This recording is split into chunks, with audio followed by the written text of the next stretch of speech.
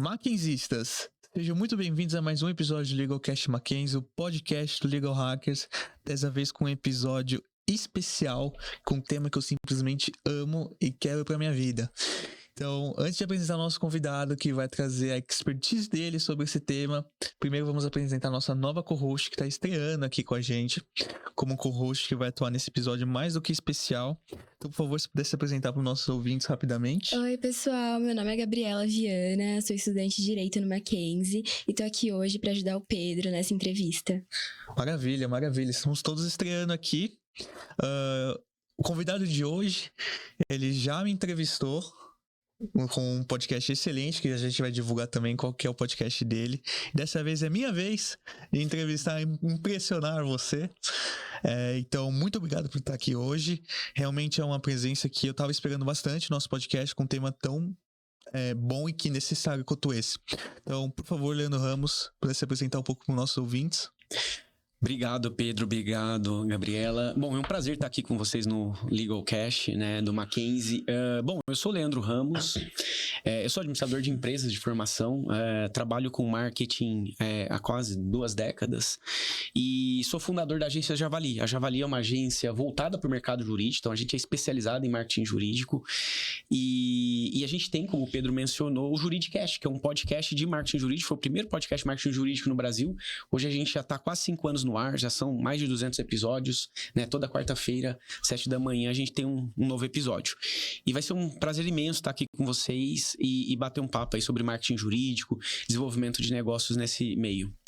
Perfeito, Leandro. Você trouxe aqui um geralzão sobre você trouxe o que você está fazendo hoje, mas eu quero saber, antes de entrar nas perguntas mais técnicas do assunto que a gente precisa abordar aqui, eu quero saber um pouquinho da sua trajetória. Você sempre trabalhou com marketing? Quando você criou a agência Javali, você se tornou-se um CEO da agência Javali? Ou, de repente, você se descobriu no marketing? Você fez curso de marketing? Você fez outro curso? Como que... Quero saber um pouquinho mais da sua história. Tá bom, como é que eu cheguei até aqui? Legal, Pedro. Bom, eu sou administrador de empresas de formação, me formei na década retrasada, no meio da década retrasada na USP, e quando eu me formei em administração de empresas ali em 2005, naquela época era comum você fazer administração e querer trabalhar numa grande empresa. Basicamente, o empreendedorismo naquela época não é como é hoje, não era algo tão consagrado. E eu acabei seguindo a carreira corporativa. E na época eu achava que eu ia ser um executivo, queria ocupar posições em grandes empresas. E fui trabalhar na Natura, trabalhei na área de marketing. Era um misto de marketing e vendas, a área que eu trabalhei na Natura. E trabalhei lá por cerca de 2 anos. Da Natura eu fui para o Unibanco, né? E era um banco na época, o Unibanco era um banco diferente. Existia até um slogan que falava que nem parece banco, e de fato o Unibanco ele era um banco mais moderno. E aí logo depois, 1 ano depois, o Unibanco se fundiu com o Itaú. E eu peguei todo aquele processo de fusão.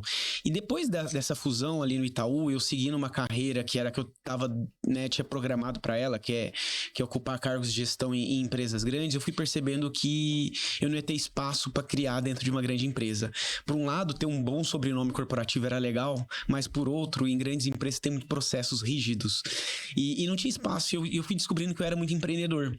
E aí o digital estava começando a nascer, né, no mundo. O Facebook estava surgindo naquela época, estou falando ali de 2008, 2009, e eu notei que eu precisava empreender. E durante 2, 3 anos, eu fui empreendendo dentro do Itaú, em paralelo.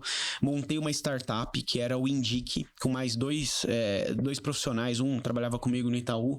E o Indique foi um marketplace de profissionais de serviço. Em que, naquele momento, não tinha startup. O termo startup não existia no Brasil. Marketing digital era um assunto extremamente novo. A gente tinha que estudar fora, né, assuntos fora do Brasil, pegar livros, literatura internacional. E eu fui entrando nisso. E, para resumir a conversa, eu toquei em paralelo o Indique junto com o Itaú até 2011. Saí do Itaú, fui tocar essa startup. E essa startup acabou me permitindo criar Javali. Por quê? Porque os profissionais de serviço, médicos, advogados, psicólogos, professores, eles iam lá para divulgar seu serviço, mas queriam um site, queriam presença nas redes sociais que estavam nascendo. E a gente dominava isso. Era um conhecimento muito novo naquela época. Falando de 2011, 12. E a gente montou a Javali como uma segunda empresa empresa para atender essa demanda. E aí, para fechar essa história empreendedora minha, o Indica acabou não dando certo, fui seguindo com a Javali, e a Javali desde o início então trabalhou com o mercado jurídico, mas em 2018 para cá, hoje a gente trabalha exclusivamente com o mercado jurídico, com escritórios de advocacia empresarial, ajudando os advogados e escritórios a se posicionarem melhor no mercado e gerar negócios. Perfeito. Surgiu uma curiosidade aqui. O nome Javali tem alguma história por trás?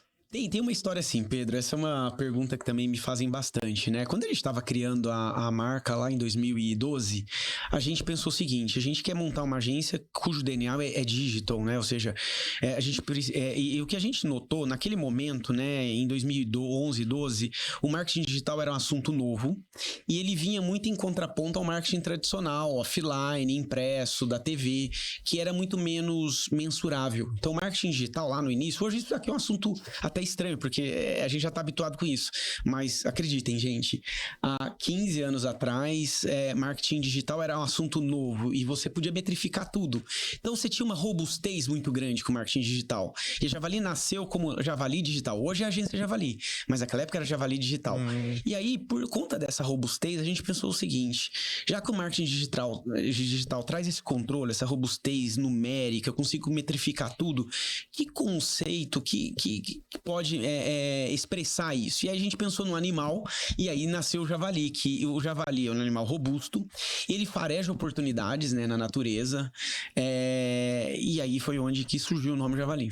E quando ele vem também, ele vem de uma vez. Ele vem de uma vez. Criar de uma vez, exatamente, né? Avassalador. Então foi aí que nasceu a marca Javali, lá em 2012. Bacana. E é curioso porque em 2019 a gente fez um rebrand, quando a gente já estava atuando exclusivamente no mercado jurídico, e a gente se questionou se valeria manter Javali, porque falou, puxa, a gente trabalha com advogados, um público mais formal, será que Javali faz sentido para esse público? E a gente percebeu que sim, porque é uma marca forte. As pessoas falam assim, puxa, eu já ouvi falar da Javali. Às vezes eu noto que ela não ouviu, mas como é uma marca forte, as pessoas acabam se enganando, né? Então a gente, desde o início, se chama Javali. Perfeito. Que bacana. Será que agora você poderia falar um pouquinho pra gente mais a respeito do que é o marketing jurídico e de por que ele é tão importante para os advogados hoje em dia e os escritórios de advocacia? Legal, Gabriela. Essa pergunta ela é importante porque existe uma confusão, às vezes, do conceito do que é marketing, né? Muitas vezes, e do que é marketing jurídico, inclusive. Muitas vezes as pessoas confundem marketing como uma publicidade apenas, né? E sim, publicidade faz parte do marketing, mas objetivamente, marketing jurídico são todas as ações que um escritório, um advogado pode fazer para apresentar seus produtos e serviços de uma maneira que esteja alinhado com as demandas do público. Então, é a oferta do meu serviço. E óbvio que o marketing jurídico tem que seguir o código de ética da OAB. E em nenhum momento o bom marketing jurídico deixa de lado o provimento 205/2021, né? Então, de uma maneira bem simplificada, marketing jurídico é toda ação que o advogado ou o escritório faz para divulgar os seus serviços e ofertar a melhor solução para o cliente. Então, é uma conexão entre um problema de um cliente, um problema jurídico e a oferta desse serviço. É claro que você tem várias ações, você tem produção de conteúdo, você tem um podcast como esse, pode ser uma ação de marketing jurídico, escrever um artigo, só que aí são ações, né, mais táticas e operacionais. Perfeito, e o que eu ia até, o que você trouxe também, né, porque pelo menos eu vejo o marketing hoje dentro dos limites da OAB, que até que é uma coisa que eu queria discutir com você. Porque existe sim essa discussão, essa preocupação. Dentro da academia, não sei se você já teve esse tipo de discussão. Já teve professor que não me passou o nome do próprio escritório, eu perguntei, porque a OAB não deixava. Então já teve esse tipo de... Quais são realmente os limites? Quais são realmente até onde está o marketing jurídico, porque de fato ele tem as limitações, ele precisa andar nessas limitações, mas como fazer isso bem feito, né? Eu queria saber realmente onde estão essas limitações éticas do advogado, né, que a gente tem na nossa regulamentação. Legal, Pedro. O marketing jurídico, ele é um marketing regulamentado, como na maior parte do mundo, né? Nos Estados Unidos a gente tem ações que são permitidas lá, que aqui não, como por exemplo fazer publicidade na TV. Outdoor, né? Outdoor, né? Eu fui num evento no início do ano em San Diego, nos Estados Unidos, de marketing jurídico, né? Que é o maior evento de marketing jurídico do mundo, da LMA. E quando eu cheguei no aeroporto de Los Angeles, por curiosidade, eu tava indo num evento de marketing jurídico, e na hora que eu cheguei no aeroporto, eu desci e tinha um outdoor de um advogado dentro do estacionamento do aeroporto, falando assim: olha, você vai pegar um Uber, que era um espaço para pegar Uber, né? Você vai pegar um Uber, se você já teve algum problema com o motorista de Uber, me ligue, que eu sou especialista nisso. Então, só fazendo um contraponto, né? Mas o fato vamos trazer para a realidade brasileira, né? No Brasil, o marketing jurídico ele é regulamentado pelo provimento 205/2021. Então, quem quer saber em profundidade sobre isso, sugiro pesquisar no Google provimento 205/2021. Mas trazendo uma perspectiva aqui mais ampla para vocês, né, o que não é permitido fazer? Então, não é permitido fazer captação de clientela, ou seja, eu fazer ações de marketing para atrair clientes de uma maneira direta. Eu não posso fazer publicidade na TV ou no rádio, como foi mencionado. Eu não posso fazer anúncios no Google ou em redes sociais simplesmente para levar a pessoa para o meu site sem trazer alguma informação. E o principal, a gente não pode estimular a litigância, ou seja, um advogado ou uma advogada não podem produzir conteúdos, fazer informações estimulando conflito. É diferente se um advogado ou uma advogada faz um conteúdo falando sobre um potencial conflito e no fim ele pode falar: olha, se você quiser saber mais informações, procure um advogado da sua confiança. Isso pode. Outras coisas, né, que também não são permitidas. Quando o escritório vai criar o nome do escritório, imagina que tem aqui 2 estudantes que estão pensando em montar um escritório quando se formar, né? Vocês podem criar um nome de escritório baseado no nome e sobrenome de vocês. Vocês podem pegar esses nomes e sobrenomes e fazer uma sigla, tudo isso é permitido. Mas não pode criar uma marca fantasia, como eu criei para Javali.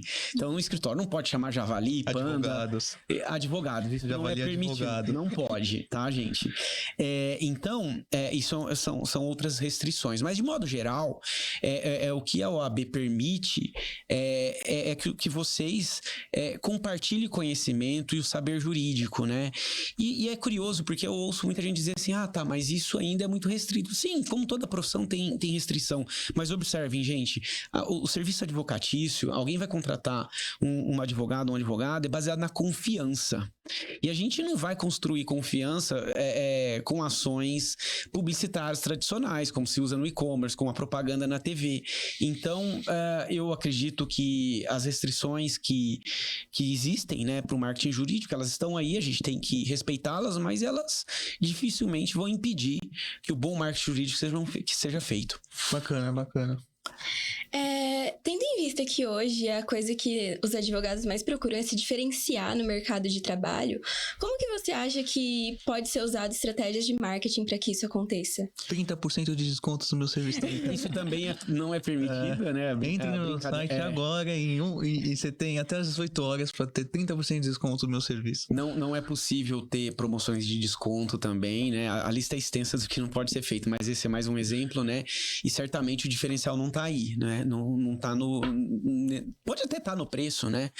Mas vamos lá. Essa pergunta é importante, por quê? Porque a gente tem um ambiente extremamente competitivo no mercado jurídico brasileiro. Estima-se que hoje no Brasil existam aí 1,5 milhão de advogados, né, que tem a OAB, que podem exercer a advocacia, e a projeção da OAB é que esse número supere aí nos próximos meses mais de 2 milhões. Meu Deus do céu. Porque você tem mais aí milhares de pessoas que estão ali prestando o exame da ordem, que quando passar também vão poder exercer o direito. Então, o Brasil tem uma das maiores populações per capita de advogados do mundo. Do ponto de vista de universidades, a gente tem o maior número de universidades de direito do mundo. Existem cerca de 1.500 faculdades de direito no Brasil. E vocês sabem quantas faculdades de direito existem no resto do planeta, tirando o Brasil? Olha, eu não sei. Eu sei que no Brasil existe mais do que existe no planeta. Não sei exatamente qual é a diferença. Estima-se aí que tem cerca de 1.300 no resto do mundo e a gente tem 1.500. Então, ou seja, a gente forma muito advogado. Logo, por um lado, é óbvio, a gente somos um dos países com maior população no planeta, então é natural que a gente tenha, né, um país de dimensão continental, um país que tem questões regulatórias complexas. Então, é normal a gente precisar de advogados, mas, por outro lado, o fato é que a gente tem muito advogado. E quando a gente tem muitos profissionais ofertando um serviço, se você não encontra diferencial, Gabriela, você vai ter que competir por preço. E não que seja um problema você competir por preço, mas se você vai competir por preço, você tem que estar preparado para competir por preço. Porque não tem nada pior para um negócio que é quando ele compete por preço, não por escolha, sim porque é o que sobrou para ele. E geralmente isso ocorre quando ele não sabe se diferenciar. Tá? Então essa é a importância do diferencial. E como que eu me diferencio? Historicamente, os advogados sempre se diferenciaram pela formação acadêmica, o que é importante, porque a profissão do direito é uma profissão técnica, é uma profissão que demanda muito conhecimento, tem que conhecer leis, conhecer questões regulatórias de um país que é extremamente complexo nesses quesitos. Então, tem que estudar? Tem. Só que isso, durante muito tempo, era considerado diferencial. Era basicamente o seu diferencial. Hoje, isso é condição básica. Então, se você tem uma boa formação, se você tem conhecimento técnico da sua área, isso não vou dizer que não é mais um diferencial, mas fica muito frágil se você só tem isso como diferencial, porque é bem possível que você vai ter mais um monte de advogado na sua cidade, no seu bairro, ou no segmento econômico que o seu escritório atua, que com os diferenciais muito parecidos. Então, como que eu me diferencio? Existem várias formas, mas a principal é entender efetivamente o que o seu cliente quer. E entender o que o cliente quer é realmente mergulhar no mundo dele, né? Quem pratica advocacia empresarial tem que entender do segmento econômico do cliente, tem que entender das nuances do negócio dele. Se eu atendo pessoas físicas, eu tenho que entender um pouco qual que é a visão, né, desse cliente. E acho que uma coisa que também já está virando, ainda é diferencial, mas daqui a pouco não vai ser mais, não dá mais para falar juridiquês, né? Eu tenho que falar na linguagem do meu cliente. O cliente tem que entender o que eu estou falando. Evidentemente, tem situações que não dá para evitar o juridiquês, mas em muitos contextos nem o juiz mais quer ouvir juridiquês. Então, o diferencial, eu acredito, né, de uma maneira bem macro, né, óbvio que isso aqui daria vários episódios, né, pra gente falar, mas eu tenho que criar uma conexão grande com o meu cliente e comunicar na linguagem dele, né, e entregar efetivamente o que ele quer, porque o que a gente vê muitas vezes é os escritórios entregando um bom serviço, fazendo um trabalho competente, mas que eventualmente não é exatamente o que o cliente está esperando. Muito bom. E assim, seria um diferencial, como você está vendo, em relação ao posicionamento em mídias digitais. Eu vejo, por exemplo, a figura do Nelson Williams, que eu acho que ele é uma figura mais estourada em relação a mídias sociais, mídias digitais, mas vendo em relação posicionamento digital, não ser tão grande, necessariamente ser tão grande como tal, mas estar nas mídias sociais, ter ali um posicionamento, estar tirando dúvidas de forma com tudo mais informacional, isso é um diferencial que o advogado precisa hoje? Certamente, Pedro. E isso não é nem só para os advogados. O que a gente nota, né, que eu sempre brinco, ninguém acorda de manhã e vai entrar no site de um escritório de advocacia. Assim como ninguém acorda e vai entrar no site de uma agência de marketing ou de qualquer empresa. As pessoas acordam e vão para as redes sociais. Então, estar lá, né, de uma maneira acessível e visível, certamente é estratégico. E ainda acaba sendo um diferencial. Mas, mais uma vez, é um diferencial também que está deixando de ser. Porque se você não fizer isso, você nem existe, né, muitas vezes. Mas sim, é um diferencial. E aí, evidentemente, que cada profissional aqui que nos ouve vai entender a melhor forma de estar presente. Alguns profissionais escolhem estratégias mais agressivas de exposição, né, apresentam mais sua vida pessoal, outros menos. Alguns optam por discutir temas polêmicos. O fato é, você tem que escolher um posicionamento que, primeiro, seja genuíno, né? Não dá para falar assim, olha, eu vou seguir o modelo do advogado tal que ele faz, ele tem milhões de seguidores, mas que não faz sentido pra você. Você tem que ser autêntico, esse é o primeiro ponto. Né? Segundo ponto você tem que escolher uma maneira de aparecer nessas redes sociais que crie conexão com o seu público também. E essa é uma dificuldade dos advogados. Os advogados têm uma dificuldade muito grande de definir público. Seja um escritório pequeno, escritório médio ou grande. Eu converso com sócios de escritórios dos mais variados portes dentro da advocacia empresarial. E o que eu noto é que quando eu pergunto quem que você atende, não, eu atendo todo mundo. Você pode até atender todo mundo, mas em termos de posicionamento, você tem que fazer escolhas, né? Então, é necessário que se gaste energia, né, buscando entender para qual público eu gostaria de prestar meu serviço, né? Para qual público eu tenho mais afinidade. E às vezes, para quem está no começo da carreira ou ainda no começo de uma atividade empreendedora no direito, no início às vezes é difícil. E não é obrigado, tá, gente? Bem no início de um escritório, você já definir claramente esse público. Às vezes vai precisar trabalhar com um público mais abrangente durante alguns anos, para poder ir sentindo o que faz sentido, o que não faz, e aprendendo e depois definir um posicionamento.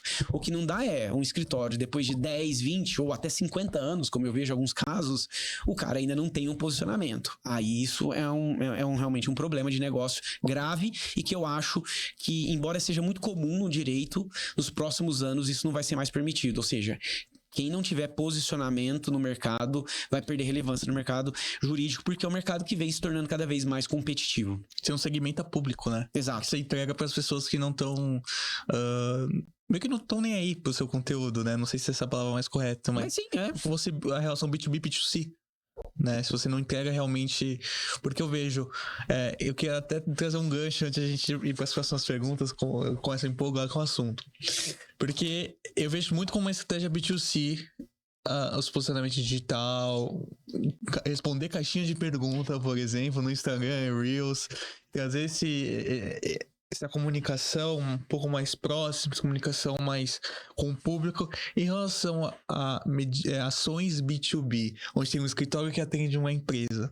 Como você vê essa relação de posicionamento digital, que seria ações de fato efetivas nesse sentido? Esse é um bom ponto, Pedro. Né, e até para explicar para o público aqui, que eventualmente pode ser um termo que não seja muito claro para todos. B2B é quando uma empresa vende para outra empresa. Então, é o termo em inglês que é business to business. E B2C é business to consumer, ou seja, é uma empresa que vende para pessoas, para o público final. Então, quando o escritório é B2C, é um escritório que atende pessoas físicas, né? Nós aqui como cidadãos comuns. Quando um escritório é B2B, ele vende para outra empresa. É claro que em muitos escritórios B2B, às vezes tem um braço pequenininho lá do B2C. E normalmente, um escritório, quando começa, ele normalmente começa no B2C e depois vai para o B2B. Esse é o padrão, mas não é uma regra. Tá?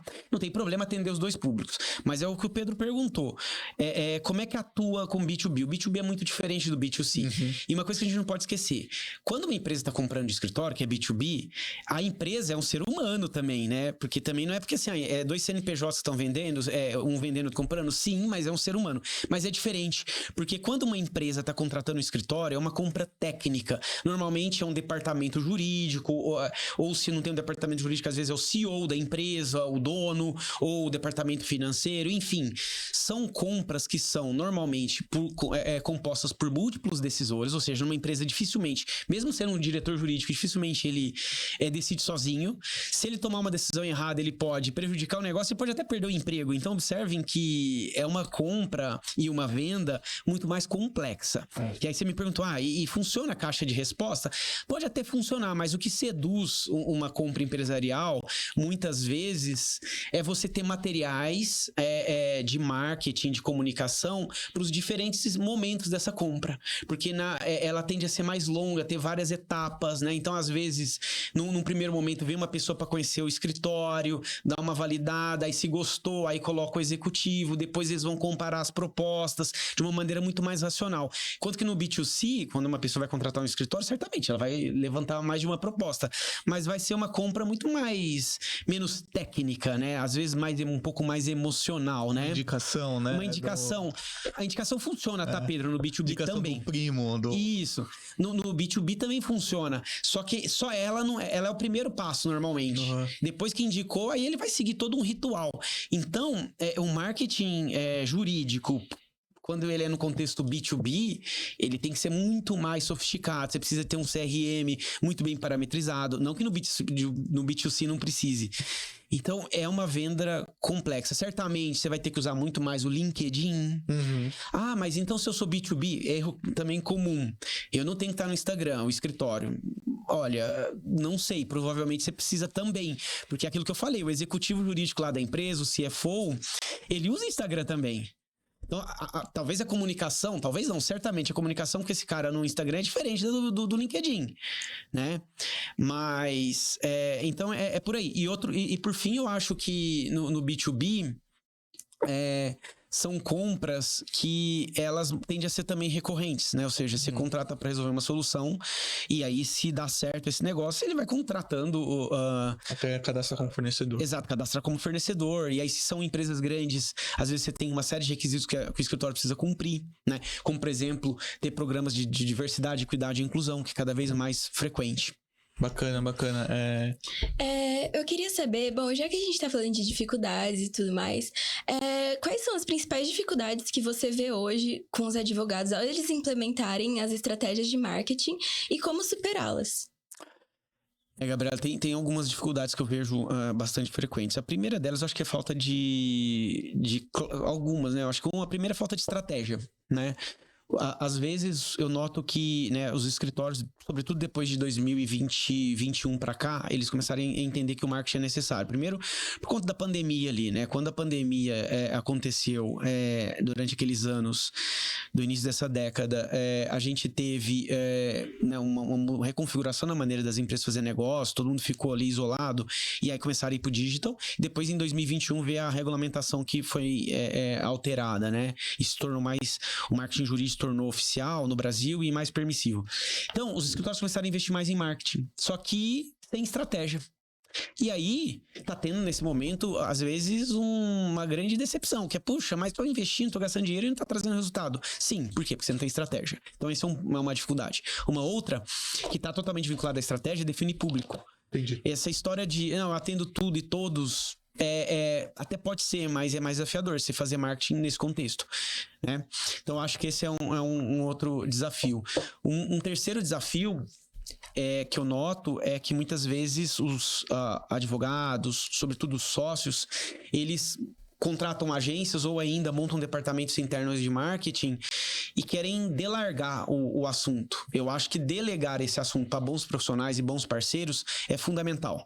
Só que agora você não pode largar esse assunto. Sobretudo se você é um sócio, uma sócia que está na liderança do escritório. Por quê? Porque o bom marketing jurídico, aquilo que a gente está falando aqui, ele é estratégico. E quem tem a estratégia do negócio são os sócios, são os líderes dos escritórios. Então, certamente você tem que ter bons profissionais, boas agências fazendo esse serviço, mas você não pode abandonar o assunto. Até porque o que a gente mais vê hoje em dia com essa coisa de digital, rede social, é as pessoas querendo chutar pra todo lado pra ter o reconhecimento. Então começa a querer se direcionar, não pega um ponto principal e se direciona. Só começa a gravar vídeo, caixinha de perguntas, enquete, sem ter um ponto principal. E aí acaba ficando uma coisa que ninguém sabe do que tá buscando ali. Exato, e mais, eu acho que aí vira meras atividades operacionais, né? Aí é onde que o marketing ele fica operacional, e o marketing operacional não traz resultado, ele acaba sendo sim custo. O bom marketing, que ele é estratégico, ele é investimento. E claro, ele tem um tempo de maturação, né? Mas ele é investimento, ele vai te trazer mais negócios. Só que tem tempo para maturar isso. E quando eu só fico preocupado com o post, né? Aí saiu um ranking, eu ganhei um prêmio, eu tenho que ser o primeiro a divulgar. Seu cliente se importa com isso? Será que se importa, né? A pergunta que eu trago, né? Então, acho que essas perguntas, elas precisam ser respondidas. E mais, em marketing não tem fórmula pronta, né? E o que mais a gente vê, vocês certamente observam isso no mercado, né? Aí não só dentro do contexto de marketing jurídico, até fora dele, o que mais tem é guru de marketing, né? É gente criando fórmula de lançamento, copies que funcionam. E pode até ser que funciona, mas é aquilo, se eu criei uma copy que funcionou hoje, todo mundo começa a fazer amanhã, ela deixa de funcionar. Se eu falo que o melhor horário para publicar no Instagram é às 11 horas da manhã na quinta-feira, pode ser hoje, aí amanhã todo mundo vai publicar às 11 horas na quinta-feira, não vai ser o melhor horário. Então, gente, o bom marketing, ele envolve teste. É claro que existem boas práticas, é claro que existem. Só que a gente tem que se apegar aos fundamentos. E o que mais tem no mercado, sobretudo no mercado de marketing, é gurus vendendo atalhos. Nossa, mas muito marketing digital, né? Em marketing digital. E o bom marketing, ele é baseado em princípios. E os princípios de marketing são poucos. E a grande verdade é que a gente vê pouca gente olhando para isso hoje em dia. Boa. Falando, eu quero uma dúvida quase pessoal agora, porque a gente sempre vai ver ali o guru de marketing, o mestre de marketing falando de tráfego pago, como se fosse a solução do negócio. Muitas vezes eu tô lá no meu Instagram vendo Reels e aparece alguém, um gestor de tráfego pago, falando que a solução do seu negócio, como advogado individual, como advogado, com advocacia. Tráfego pago é uma boa para se investir, foca no orgânico. Acho que já o Leandro vai explicar melhor os conceitos, mas um pouco de tudo. Como tá essa relação? Realmente funciona? Os advogados devem investir nos seus perfis pessoais também com o tráfego pago? Isso já é uma realidade? Como que tá? É um bom ponto também, Pedro. O tráfego pago, né, nada mais é do que você usar recursos de mídia, né, de anúncios para atrair um determinado público para o seu conteúdo, para o seu site, né? Então, do ponto de vista conceitual, é isso. É bom ou não? Depende. Né? Aqui eu vou ser advogado aqui e falar o depende. Boa. E depende do quê? Depende do que você está vendendo e para quem você está vendendo. Se você atua com clientes B2C, ou seja, público final, e, por exemplo, você faz direito de família, você faz, enfim, qualquer direito voltado para público, pessoa física, eventualmente o tráfego pago pode ser uma boa opção, mas dificilmente a única. E eu vou explicar por que pode ser. Porque muitas vezes uma pessoa precisa de um advogado para processar uma empresa e tudo mais e não conhece ninguém e vai lá e pesquisa no Google, tá? Então, se você atende público B2C, pode ser uma boa opção. Se você atende o público B2B, dificilmente vai ser uma boa opção. Não estou falando que você não pode fazer. Se você é advogado empresarial, eu não estou dizendo que você não deve fazer tráfego pago, anúncio no Google. Mas dificilmente vai ser a melhor opção, a estratégia dominante. Por quê? Porque uma empresa não vai no Google procurar um escritório nem um advogado.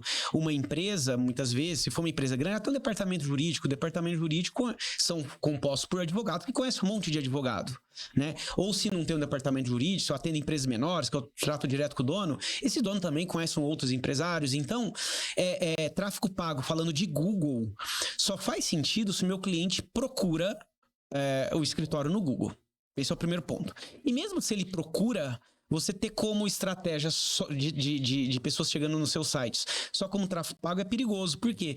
Se você está fazendo anúncios, por exemplo, no Google, e sei lá, você está tendo 10, 20 leads por dia, se você parar de fazer anúncio amanhã, esses 10, 20 leads vão parar imediatamente. Então, por isso que toda estratégia de tráfego pago deve ser acompanhada por uma estratégia de tráfego orgânico, ou seja, eu produzir conteúdo que vai ranquear organicamente dentro do Google e atrair a atenção do meu público. Tá? Então, acho que esse é um primeiro ponto. O segundo é avaliar, se eu estou fazendo tráfego pago, se as campanhas estão trazendo um público interessante para mim. Porque, eventualmente, sim, estou trazendo leads, mas são leads que não tem nada a ver com o meu negócio. Essa semana mesmo eu conversei com uma advogada que atende B2C e está querendo ir para o B2B, e ela falou, o tráfego pago, ela estava gastando uma quantia imensa em reais de tráfego pago por mês, e falou, gerava muito lead, mas eu não vendi nenhum negócio, porque atraía um público não qualificado. E aí, quando isso acontece, pode ser dois problemas. O primeiro é a campanha pode não estar configurada da melhor maneira. Segmentado, né? Não está com a segmentação correta, mas muitas vezes não se trata de segmentação, e sim a estratégia inteira não é a mais adequada, que muitas vezes é o que acontece, ou seja, segmentação você fez o que podia, mas a questão às vezes no Google você tem pessoas que estão ali só querendo uma consulta gratuita, que não está querendo pagar para um advogado, porque a gente não pode esquecer, mesmo no B2C, a advocacia é baseada na confiança. O tráfego pago pega alguém que está ali com a necessidade imediata, só que ele não vai construir confiança. Então, se você faz tráfego pago, mas não tem um site que mostre que você é expert, se ao atender esse cliente você não consegue criar confiança, você não vai vender. E aí não adianta culpar também a campanha de tráfego pago. Então, observe que só tráfego pago dificilmente vai ajudar você a fechar negócio. Bacana, muito bom. Bacana. Aproveitando aqui que você tá falando de sites, puxando um gancho, como você acha que, os advogados hoje podem estar melhorando seus sites e tendo buscas, como eles podem ganhar mais visibilidade online também? Com relação ao site, Gabriela, o site de um escritório, de um advogado, eu entendo que ele é o principal canal digital, né, da banca. Né? Ou seja, ele é o hub, é a central de comunicação. Ninguém vai fazer, aqui no Brasil nem é permitido, tá, gente? Ninguém vai fazer uma contratação de serviço jurídico por um site. Mas, por outro lado, se alguém tá procurando um advogado, ou ainda, se eu indico um advogado para uma pessoa, ela vai certamente fazer duas coisas. Pesquisar o site do escritório e o perfil desse advogado no LinkedIn.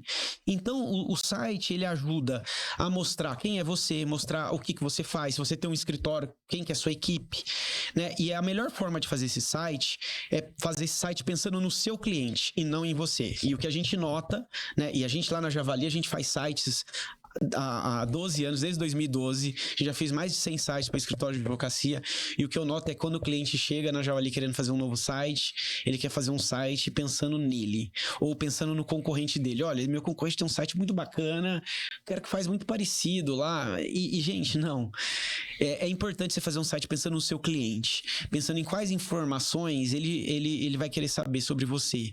O cliente dificilmente vai querer saber se você tem uma sala de reunião bonita ou não, qual que é a metragem do seu escritório. Ele quer saber quem é você, o que você faz, como você comunica com ele. Então, com relação à comunicação, é importantíssimo o site ter uma linguagem também alinhada ao seu público, provavelmente acessível, com menos termos técnicos, né? Um erro comum também é ver um site que a área de... Quando os escritórios vão apresentar as áreas de atuação, apresenta a área, direito tributário. Então, ele explica direito tributário como se fosse uma explicação acadêmica. O cliente seu não quer saber o que é direito tributário, ele quer saber como que você faz direito tributário. Normalmente ele já sabe, né? Ele já sabe. Ou ainda, ele não sabe nem quer saber. Ele quer saber como é que você resolve a questão tributária dele, né? Ou mais, ele quer saber se você faz tributário. Sei lá, eu sou uma indústria de automóveis. Você faz tributário para a indústria automobilística, né? Então, é nesse lugar que tem que estar o site, né?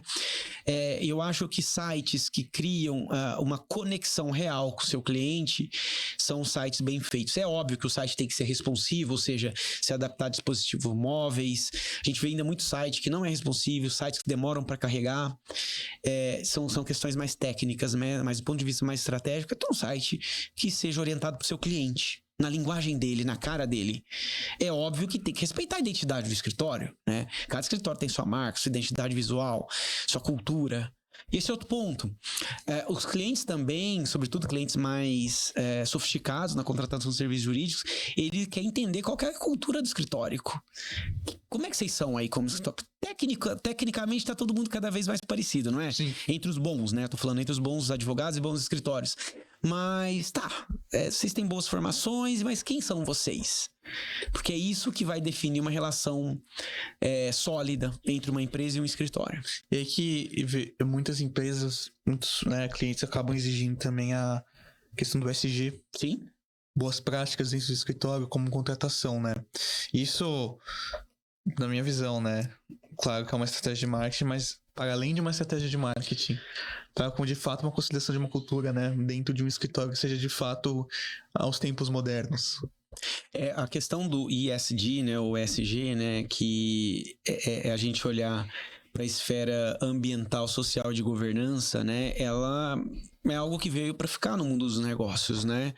E muitas empresas, sobretudo empresas globais, multinacionais, elas estão colocando como critério de contratação de fornecedores, inclusive fornecedores jurídicos, que estão pedindo que os escritórios tenham práticas de ESG, como, por exemplo, um número mínimo de mulheres ocupando cargos de sócias, ou outras formas de diversidade dentro do escritório, também estão se preocupando com práticas de governança, né? Então, isso já é critério de escolha de um escritório para muitas empresas e tende a aumentar. E aí é natural que os escritórios queiram se adaptar. O que não dá para fazer, Pedro e Gabriela, é eu falar, bom, já que tem essa demanda do mercado e eu não tenho nada muito estruturado aqui no escritório, eu vou colocar alguma coisa no meu site para falar que tenho e aí vou melhorar aí a venda a oferta do meu serviço. Isso é chamado no mercado, né, de greenwashing, né? E isso ocorre não só no mercado jurídico, ocorre em todos os outros mercados, mas o fato é que quem vai para esse caminho não tende a ser muito sustentável, né? Uma hora a casa cai. A casa cai, certamente. Boa, legal. Legal. E eu queria saber também como você acredita que o marketing jurídico está impactando e mudando a prática da advocacia e também quais as tendências futuras que você acredita que os advogados têm que estar atentos.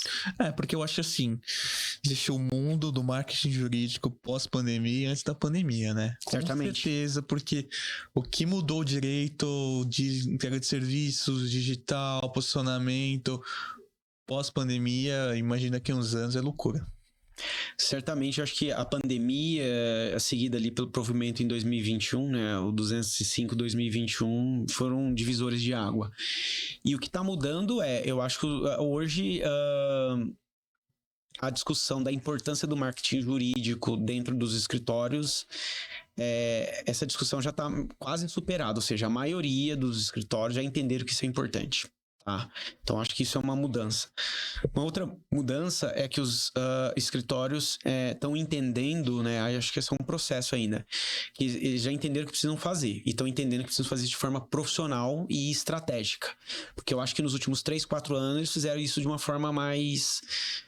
Não sei se a palavra é essa, mas vou usar uma forma mais caseira, uma forma menos estratégica, e notaram que não estão obtendo o resultado esperado. Então, eu tenho observado aí no último ano, Gabriela, uma busca maior por discussões estratégicas. Não é só sair fazendo post, só fazendo vídeo ou podcast, né? E sim, tá bom, então eu preciso ter uma estratégia. Então, vamos discutir estratégia. Só que aí, o que eu estou notando, que aí eu acho que essa é uma tendência. Para eu ter uma estratégia de marketing, eu tenho que ter antes uma estratégia de negócio. E a grande verdade é que os escritórios, uma grande maioria dos escritórios, não tem estratégia de negócio. E se eu quero criar uma estratégia de marketing sem estratégia de negócio, eu não vou ter um marketing, mais uma vez, estratégico. Então, uma tendência é os escritórios começar a discutir o escritório como negócio, porque a advocacia é um negócio, e isso é uma barreira ainda que precisa ser rompida por muitos, né? A advocacia tem um código de ética, mas ela é uma profissão... que é como qualquer outra, é um negócio, ela tem que gerar valor para o cliente, ela tem responsabilidades e ela tem que gerar valor para os donos do escritório, ou seja, tem que gerar lucro, né? E ela está num ambiente cada vez mais competitivo. Então, acho que é uma tendência, você olhar para a advocacia como negócio e ter planos de negócio mais bem estruturados. Uma outra tendência, aí indo para o marketing mesmo, eu acho que os escritórios estão entendendo que marketing ajuda a posicionar, ajuda o escritório a ter um olhar de negócio, mas ele sozinho não vende. Você precisa de uma área de geração de negócio, que nem vou falar que é uma área de vendas, mas não deixa de ser, né? Aqui no Brasil... jurídico comercial, né? Aqui no Brasil, Pedro, eles usam o termo americano, que é Business Development, que é o BD, né? Que é muito comum nas empresas de serviços profissionais, né? Consultorias, auditorias, não é área de vendas, é área de BD. Mas, enfim, é área de vendas, né? Então, uma tendência, e ela já está ocorrendo, os escritórios, né, vão estruturando o departamento de marketing e agora estruturando o departamento de BD. E aí, a tendência que eu vejo é esses dois departamentos trabalhar de forma em conjunto e estratégica, tá? Uma outra tendência que eu noto, que essa realmente ainda está bem incipiente, é os escritórios começar a olhar para a sua base de clientes de uma maneira mais estratégica, né? E começarem a usar CRM, por exemplo, né? Por quê? Porque às vezes a gente observa um escritório que tem uma base de 5, 6 mil clientes, né, dentro de casa, e não tem esses clientes organizados dentro de uma mesma base.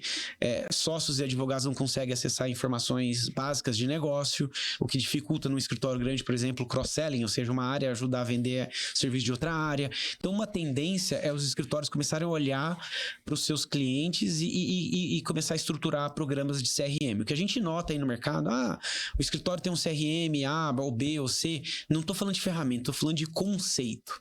Porque uma coisa é o CRM ferramenta. Tem várias soluções no mercado, muitas boas. Outra é você ter o conceito, que é uma coisa que antevém a tecnologia. Então, acho que essa é uma outra tendência.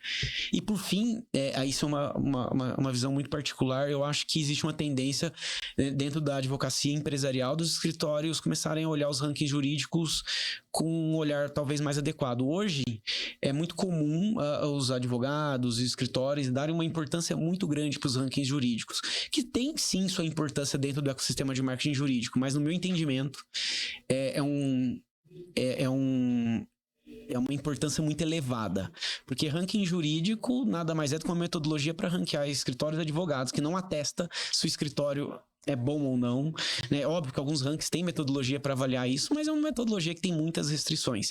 E dificilmente no Brasil um cliente vai escolher um escritório porque ele tem o ranking A, B ou C. E o que eu noto é que os escritórios aqui no Brasil gastam muito tempo e dinheiro com esses rankings e por exemplo, não investem num CRM, por exemplo, ou em estratégia. Então, eu acho que é uma tendência também isso começar a mudar, até porque no mercado americano, que é o maior mercado jurídico do mundo, lá os rankings jurídicos têm uma importância muito menor do que tem aqui. Entendi, perfeito. Maravilha, maravilha.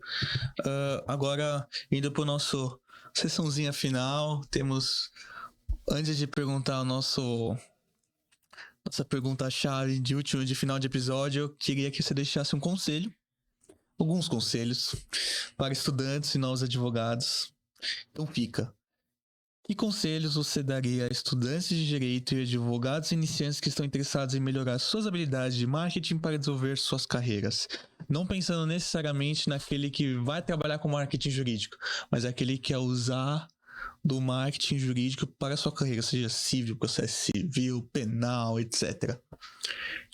Bom, Pedro, eu acho que o conselho que eu posso deixar para você, estudante, que nos ouve agora, que nos vê, é pensar que o marketing jurídico não é uma solução apenas para quem quer trabalhar com marketing jurídico ou apenas para quem quer montar um escritório. Certamente é importante para esses contextos, mas o marketing, como eu falei lá na primeira pergunta que a Gabriela me fez, o que é o marketing? Marketing nada mais é do que atender uma demanda de mercado. Então, se você é estudante, pretende seguir a magistratura, fazer um concurso público, montar um escritório ou trabalhar no departamento jurídico, são as carreiras mais óbvias, talvez, para o mercado. Ou ainda, você fez direito, mas você quer trabalhar numa startup com outra coisa. O fato você sempre vai ter alguém que vai estar comprando o seu serviço. E aí o conselho que eu tenho se você entender dos mecanismos principais de marketing, que é como que eu me posiciono, como é que eu me comunico, como é que eu atendo uma demanda, você vai ser um profissional de valor. E aí, o que você pode fazer? Comece a ouvir mais sobre marketing, né? E quando for estudar marketing, tem muito conteúdo na internet, muito conteúdo bom, gratuito. E aí tem um papo, né, Pedro, que a gente estava conversando antes de começar a gravação aqui, que é, da mesma forma que tem muito conteúdo bom de marketing aí no mercado, tem muito conteúdo duvidoso, né? Porque tem os gurus que a gente falou, e que às vezes tem conselhos bons, às vezes você pega 2 conselhos bons e joga mais uns 20 fora. Uhum. O fato tem que saber fazer a curadoria, né? Por quê? Porque se vocês sabem selecionar o que vocês ouvem sobre marketing, certamente isso é uma soft skill, ou seja, uma habilidade que ela não é técnica, mas que ela é um forte diferencial para profissionais do direito, né? Que vão estar certamente antenados no que o cliente de vocês precisam, tá? No final do dia. Perfeito, muito bom. Agora, indo para nossa pergunta-chave final, que a gente traz surpresinha para os nossos convidados, gostaria que você indicasse um livro e um filme sobre o que você quiser, na temática que você preferir. Não precisa ser sobre marketing jurídico, mas se for também, perfeito. Mas indique o que você mais gosta, que você gosta de ver, enfim, com a sua família, um filme que você curta e um livro também. E também a gente tem um novo que a gente começou no último episódio com a Lara Rocha, que também é uma dica de música. Qualquer música também. Então, tá bom. Algumas perguntinhas aqui pra você, né, pra gente fechar com chave de ouro. Maravilha, Pedro, vamos lá. Eu acho que um livro bacana que me marcou muito, que eu li já faz uns 2 anos, e ele, eu acho que é muito indicado pra quem nos ouve aqui agora, é um livro que se chama, o nome dele é meio bobinho, assim, né? Que se chama o seguinte: Pense como um cientista de foguete.